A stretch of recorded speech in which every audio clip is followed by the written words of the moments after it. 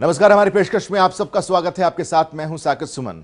बयानात जब कहीं से भी आए और उन बयानातों का एक अलग दायरा हो, उनके एक अलग मायने हो, तो ये समझ लेना चाहिए कि दूर तलक बात जाएगी। संसद में जिस तरीके से एक के बाद एक सांसदों की तरफ से बयानात सामने आ रहे हैं जिनका ताल्लुकात बॉलीवुड से है, मायानगरी से है, और उनके बयानों में आपस में ही विरोधाभास से एक दूसरे पर वार पलटवार की स्थिति बनती चली जा रही है। इसलिए सोचने और समझने की जरूरत है कि आखिर बात कहां तक जाएगी, और यह भी समझने की जरूरत है कि आखिर क्यों इसके पक्ष में लोग सामने नहीं आ रहे कि जांच होनी चाहिए और सच का पता लगना चाहिए। सच का सामने आना भी बहुत जरूरी है। क्या इस पर पर्दा डालने की कोशिश की जा रही है? क्यों ये कहा जा रहा है कि जिस थाली में खाते हो उसी में छेद करते हो? चलिए, मैं अपने साथ इस कार्यक्रम में आपको समझाता हूं कि आखिर इस तरह के बयानात क्यों सामने आ रहे हैं।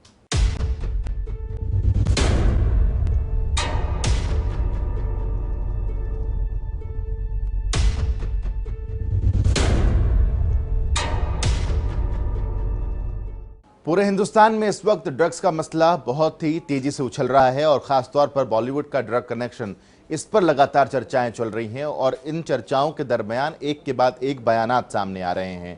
कंगना रनौत मुखर होकर के ड्रग्स के मसले को सामने लेकर आती हैं। एनसीबी पूछताछ करती है, रिया चक्रवर्ती से 25 नाम सामने आते हैं। उसके बाद लगातार अब खंगालने की कोशिश की जा रही है कि बॉलीवुड के ऐसे कौन कौन से बड़े चेहरे हैं जो ड्रग्स के मामले में लिप्त हैं। दूसरी तरफ संसद का सत्र जैसे ही शुरू होता है, रवि किशन इस पूरे मसले पर सामने आते हैं। वो ये कहते हैं इसकी जांच होनी चाहिए कि आखिर कौन कौन लोग ड्रग्स में शामिल हैं जो बॉलीवुड से जुड़े हुए हैं। और इसके बाद एक पलटवार सामने आता है जया बच्चन की तरफ से। जया बच्चन ये कहती हैं कि जो लोग इस इंडस्ट्री में काम कर रहे हैं, जिस थाली में खा रहे हैं उसी में छेद कर रहे हैं। इसके तुरंत बाद कंगना भी पलटवार करती हैं और ये कहती हैं ट्वीट के जरिए कि ये रिएक्शन तब भी जया बच्चन का होता अगर जया बच्चन की बेटी के साथ इस तरह की चीजें हो रही होती कंगना रनौत की जगह।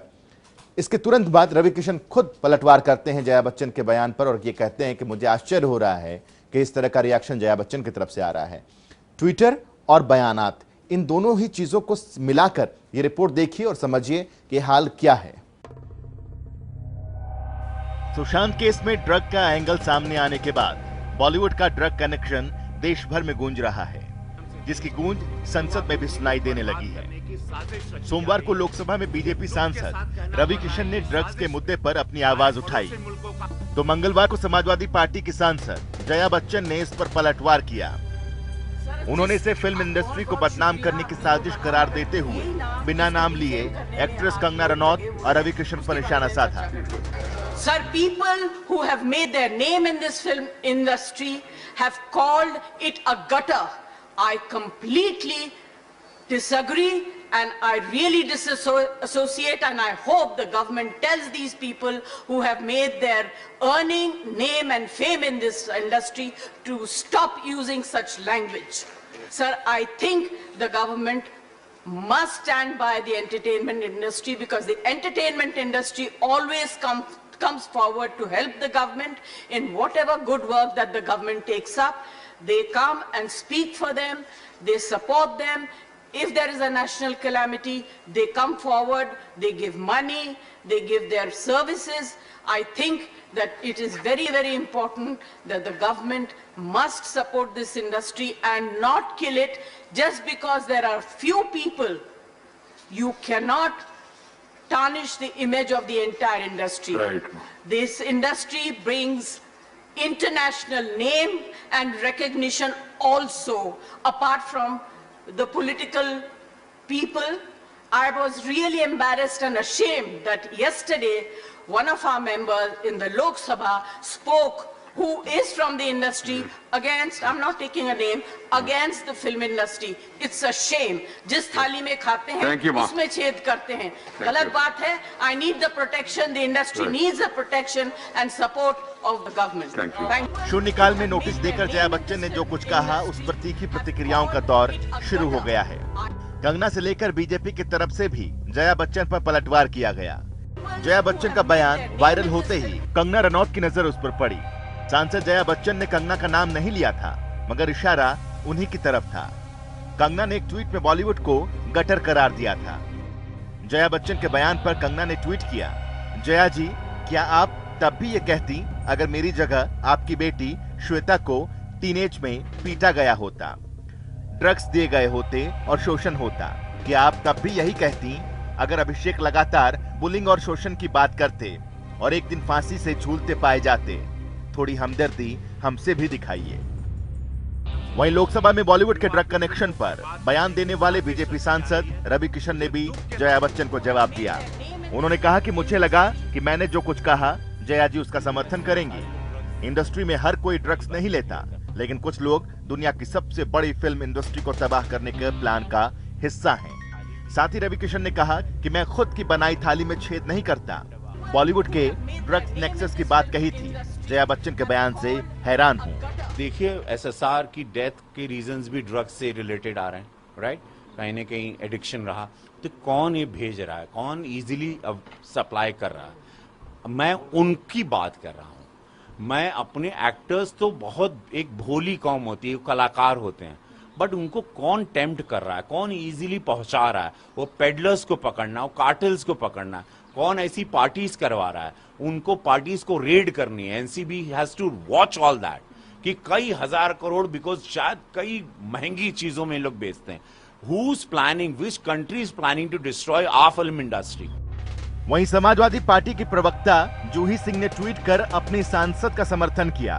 उन्होंने कहा कि एंटरटेनमेंट इंडस्ट्री से रोजगार राजस्व मिलता है और ये सरकार के साथ जरूरत के वक्त में खड़ी रहती है, उसे भी सरकार के साथ की जरूरत है। वहीं अब आपको सुनाते हैं कि बीजेपी सांसद रवि किशन ने सोमवार को शून्यकाल के दौरान सदन में ड्रग्स का मुद्दा उठाते हुए क्या कुछ कहा था। शून्यकाल में बोलने का अवसर प्रदान करने के लिए मैं आपका आभार प्रकट करता हूं। आज मैं सदन का ध्यान अपने देश के एक बहुत बड़ी समस्या की तरफ दिलाना चाहता हूं। हम सब जानते हैं कि हमारे देश में ड्रग ट्रैफिकिंग, ड्रग एडिक्शन की समस्या बढ़ती जा रही है। हानिकारक दवाओं के सेवन के माध्यम से देश की युवा पीढ़ी को बर्बाद करने की साजिश रची जा रही है। मुझे दुख के साथ कहना पड़ रहा है कि इस साजिश में हमारे पड़ोसी मुल्कों का हाथ है। प्रतिवर्ष चीन और पाकिस्तान के रास्ते देश में भारी मात्रा में नशे की दवाइयों की तस्करी होती है, मंगाई जाती है, पंजाब के रास्ते, नेपाल के रास्ते।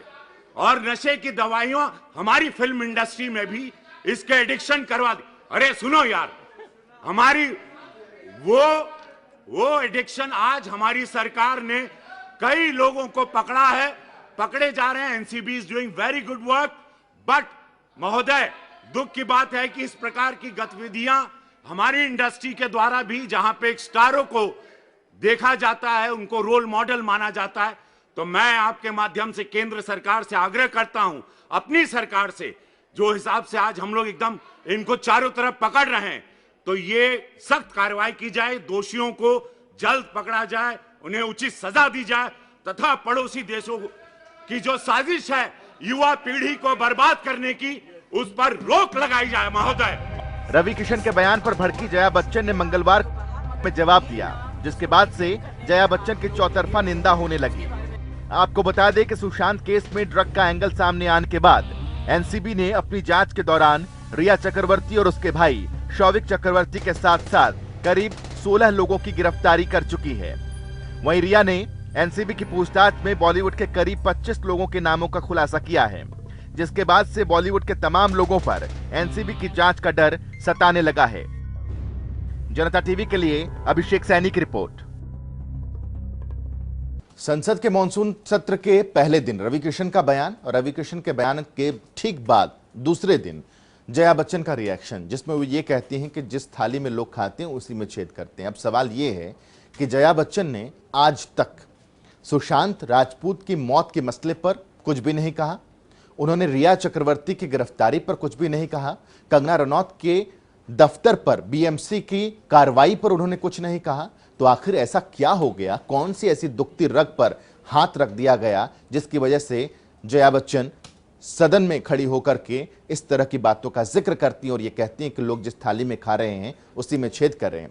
क्या उनके लिए भी ये ठीक नहीं होता कि वो इन तमाम मसलों पर अपनी प्रतिक्रियाएं देती? क्या उनके लिए ये ठीक नहीं होता कि वो भी समर्थन करती कि एनसीबी जांच को आगे बढ़ाए और ये पता चले कि माया नगरी में आखिर ऐसे कौन कौन से शार्क मछलियां बैठी हैं जो बॉलीवुड को गंदा कर रही हैं, माया नगरी को गंदा कर रही हैं और ड्रग्स का कारोबार फैलाया जा रहा है। क्या उनको समर्थन नहीं करना चाहिए था? उनकी चुप्पी बाकी मसलों पर और ड्रग्स के मसलों पर उनका खुलकर सामने आना कई सवाल खड़े कर रहा है। इस रिपोर्ट में देखिए और समझिए। वो कहते हैं ना कि अगर दुखती रग पर हाथ रख दिया जाए तो पीड़ा होती है। इस कहावत में सच्चाई ही सच्चाई है, क्योंकि माननीय समाजवादी पार्टी की राज्यसभा सांसद और बॉलीवुड की दिग्गज अभिनेत्री जया बच्चन भी कुछ ऐसे ही दौर से गुजर रही हैं। जया बच्चन यानी कि बच्चन परिवार की मुख्य सदस्य और महानायक अमिताभ बच्चन की धर्मपत्नी। ये परिवार सोशल मीडिया पर बेहद ही एक्टिव रहता है, जिसका नमूना पिछले दिनों देखने को भी मिला, क्योंकि इस परिवार के कई सदस्यों की कोरोना रिपोर्ट पॉजिटिव आने पर खुद अमिताभ बच्चन और अभिषेक बच्चन ने ट्विटर के जरिए जानकारी दी थी। इतना ही नहीं, अस्पताल पहुंचने से लेकर अस्पताल से डिस्चार्ज होने तक पल पल की अपडेट इस परिवार ने खुद सोशल मीडिया के जरिए दी। लेकिन पिछले कुछ दिनों से यह परिवार खामोश बैठा है। सुशांत सिंह राजपूत की मौत हो या ड्रग्स मामले में रिया चक्रवर्ती की गिरफ्तारी या फिर कंगना को मुंबई न आने की शिवसेना की धमकी या फिर कंगना के दफ्तर में बीएमसी की तोड़फोड़, आज तक बच्चन परिवार ने एक ट्वीट तक करना मुनासिब नहीं समझा। खैर, इसके पीछे कारण कई हो सकते हैं। बेशक बच्चन परिवार भी बीएमसी के उस हथौड़े और बुलडोजर से डर गया है जिसने कंगना का दफ्तर तोड़ा था। लेकिन मंगलवार को समाजवादी पार्टी की सांसद जया बच्चन संसद में ड्रग्स के मुद्दे को लेकर अपनी प्रतिक्रिया देती हैं। I was really embarrassed and ashamed that yesterday one of our members in the Lok Sabha spoke, who is from the industry, against, I'm not taking a name, against the film industry. It's a shame. जिस थाली में खाते हैं उसमें छेद करते हैं, गलत बात है। I need the protection, the industry needs the protection and support of the government. Thank you. वो भी इसलिए कि उनसे पहले बीजेपी सांसद रवि किशन लोकसभा में बॉलीवुड में ड्रग के कनेक्शन का मुद्दा उठा चुके हैं।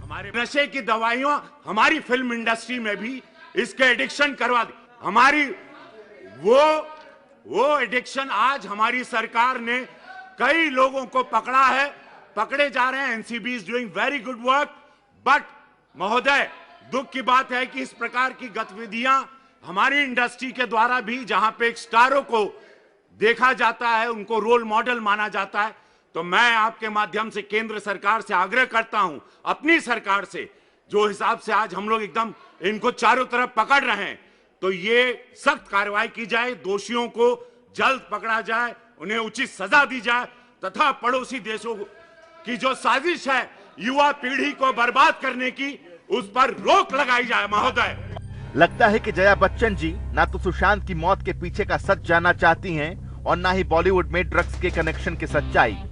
कहीं नशा का धुआं उनके घर तक तो नहीं पहुंच गया? खैर, ऐसा अनुमान लगाना इस परिवार की प्रतिष्ठा को ठेस पहुंचा सकता है। आपको बता दें कि राज्यसभा में जया बच्चन ने जिस तरह से बिना नाम लिए कंगना रनौत और रवि किशन पर पलटवार किया, उससे जया बच्चन की निंदा चौतरफा होने लगी। तो वहीं कंगना रनौत ने भी ट्वीट कर जया बच्चन के बयान पर मुंहतोड़ जवाब दिया। जनता टीवी के लिए अभिषेक सैनी की रिपोर्ट। ड्रग्स के मसले से बाहर निकलकर अगर हम कंगना रनौत के दफ्तर पर बीएमसी की कार्रवाई पर अगर हम फोकस करें, तो अब इस पूरे मामले में कंगना रनौत ने मुंबई हाईकोर्ट का रुख कर लिया है। एक याचिका मुंबई हाईकोर्ट में लगाई गई है बीएमसी के खिलाफ, जिसमें 2 करोड़ के मुआवजे की बात की गई है कंगना रनौत की तरफ से। उनका सीधे तौर पर कहना है कि बीएमसी की कार्रवाई उचित नहीं थी और बीएमसी ने वहां पर जो कुर्सियां और सोफे रखे गए थे उनको भी तोड़ दिया। उनको किस तरीके से गलत साबित किया जा सकता है, इस पर अब 22 सितंबर को अगली सुनवाई होनी है। कंगना को उम्मीद है कि बीएमसी को न सिर्फ फटकार अदालत की तरफ से लगाई जाएगी, बल्कि 2 करोड़ की जो एक मुआवजे की बात उनकी तरफ से की गई है, इस पर भी सहमति बनेगी। देखना होगा 22 तारीख को होता क्या है। ये तस्वीरें कंगना रनौत के उस दफ्तर की हैं, जिसे बीएमसी ने अवैध बताते हुए हथौड़े और बुलडोजर चलाकर तहस नहस कर दिया था। वहीं कंगना रनौत जब अपने दफ्तर का जायजा लेने पहुंची तो उन्हें यह देखकर हैरानी हुई कि बीएमसी ने जरूरत से ज्यादा उनके ऑफिस में तोड़फोड़ की। मसलन बीएमसी के कर्मचारियों ने फर्नीचर तक तोड़ दिया, जिससे कंगना का काफी नुकसान हुआ है।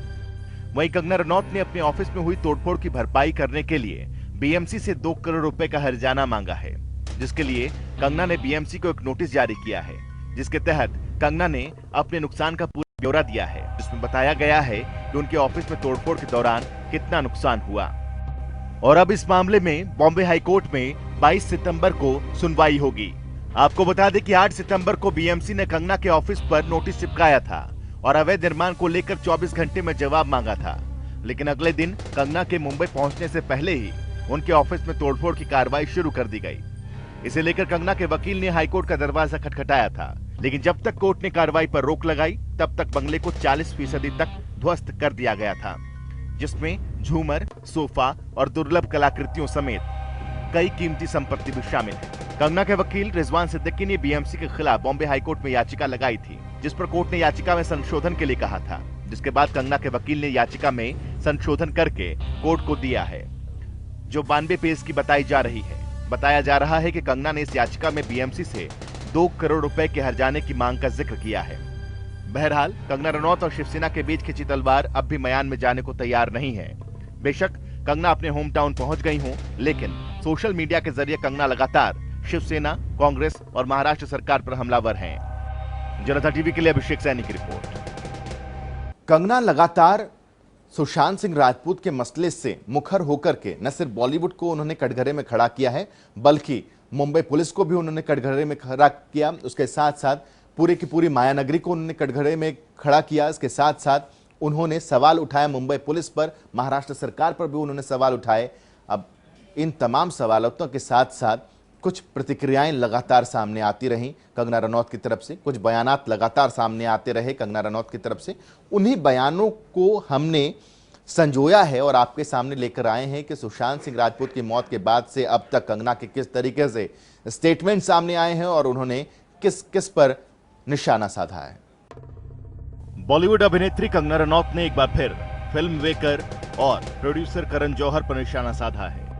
उन्होंने कहा कि फिल्म इंडस्ट्री करण जौहर या उनके पापा की नहीं है। इस इंडस्ट्री को उन नागरिक और दर्शकों ने बनाया है जिसने टिकट खरीदा है। यह इंडस्ट्री करोड़ों देशवासियों ने बनाई है।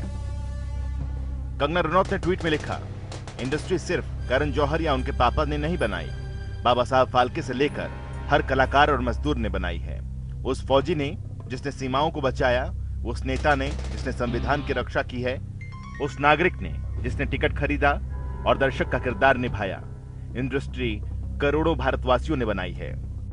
आपको बता दें कि कंगना रनौत सुशांत सिंह राजपूत की मौत के बाद से करण जौहर पर लगातार आक्रामक हैं। उन्होंने करण जौहर, महेश भट्ट और आदित्य चोपड़ा पर सुशांत की हत्या का आरोप लगाया था। उन्होंने कहा था कि बॉलीवुड के बड़े फिल्म मेकर्स और प्रोडक्शन हाउस ने सुशांत का करियर तबाह किया, उन्हें काम करने नहीं दिया और उनका काम छीना। वहीं कुछ दिन पहले भी कंगना ने ट्वीट कर करण जौहर पर निशाना साधा था। उन्होंने अपने ट्विटर हैंडल पर प्रधानमंत्री नरेंद्र मोदी को टैग करते हुए ट्वीट किया, करण जौहर मूवी माफिया के मुख्य दोषी हैं। यहां तक कि कई लोगों की जिंदगी तबाह करने के बाद वो आजादी से घूम रहे हैं, उन पर कोई कार्रवाई नहीं की जा रही। क्या यहां हम लोगों के लिए कोई उम्मीद है? सब सुलझा लेने के बाद वो और उनकी लकड़बग्घा की गैंग मेरी तरफ आएगी। आपको बता दें कि दिवंगत अभिनेता सुशांत सिंह राजपूत की मौत के बाद कंगना रनौत ने बॉलीवुड में नेपोटिज्म के मुद्दे पर नई बहस शुरू की थी। कंगना इकलौती ऐसी अभिनेत्री हैं जिन्होंने अपने बेबाक अंदाज में नेपोटिज्म और मूवी माफियाओं समेत बॉलीवुड में ड्रग्स पार्टियों का दावा किया था और फिल्मी दुनिया के दिग्गज लोगों को फटकार लगाई थी। जनता टीवी के लिए अभिषेक सैनी की रिपोर्ट।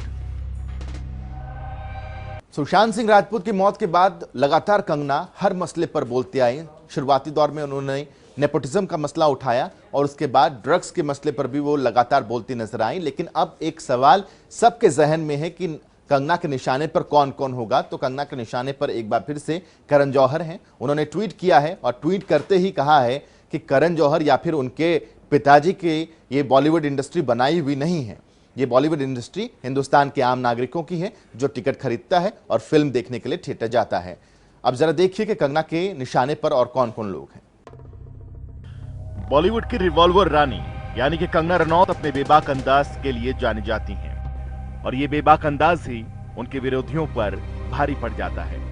सोशल मीडिया पर कंगना रनौत जिस तरह से अपनी बातें रखती हैं और विरोधियों को जवाब देती हैं, उससे अच्छों की बोलती बंद हो जाती है। तो आपको कंगना रनौत के चुनिंदा बयान दिखाते हैं जो कंगना रनौत बेझिझक होकर सोशल मीडिया के जरिए जारी कर रही हैं। सबसे पहले हम बात करेंगे कंगना रनौत के उस बयान की जब सुशांत सिंह राजपूत की मौत को लेकर सीबीआई की मांग सबसे पहले कंगना रनौत ने की थी। We want CBI for Sushant Singh Rajput. We deserve to know the truth.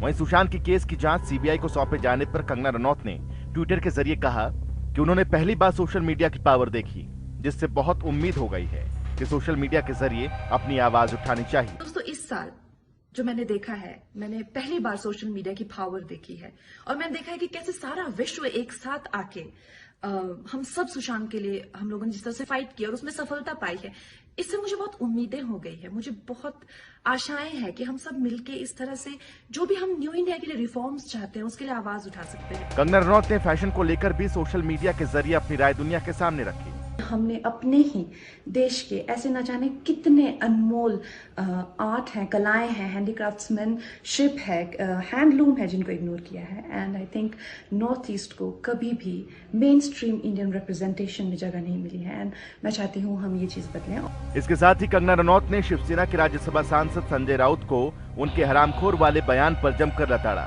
और 9 सितंबर को मुंबई आने की चुनौती दी, जिसे कंगना ने पूरा कर दिखाया। संजय राउत जी, आपने मुझे कहा कि मैं एक हरामखोर लड़की हूँ, इस देश की बेटियां आपको माफ नहीं करेंगी। और जब आमिर खान जी ने कहा था मुझे इस देश में डर लगता है, तब उनको किसी ने हरामखोर नहीं कहा, या जब नसीरुद्दीन शाह जी ने कहा था तब उनको किसी ने हरामखोर नहीं कहा। संजय जी, मैं आपकी निंदा करती हूँ, आप महाराष्ट्र नहीं हैं, आप ये नहीं कह सकते कि मैंने महाराष्ट्र की निंदा की। और संजय जी, मैं 9 सितंबर को आ रही हूँ। वहीं बीएमसी के तोड़फोड़ पर कंगना ने मुंबई पहुंचकर महाराष्ट्र के मुख्यमंत्री उद्धव ठाकरे को कड़े लहजे में कहा कि आज मेरा घर टूटा है, कल तेरा घमंड टूटेगा। उद्धव ठाकरे, तुझे क्या लगता है कि तूने फिल्म माफिया के साथ मिलके मेरा घर तोड़ के मुझसे बहुत बड़ा बदला लिया है? आज मेरा घर टूटा है, कल तेरा घमंड टूटेगा। ये वक्त का पहिया है, याद रखना, हमेशा एक जैसा नहीं रहता।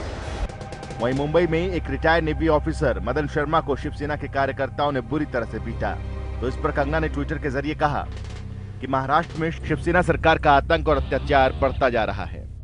महाराष्ट्र में सरकार का आतंक और अत्याचार दिन ब दिन बढ़ते ही जा रहे हैं।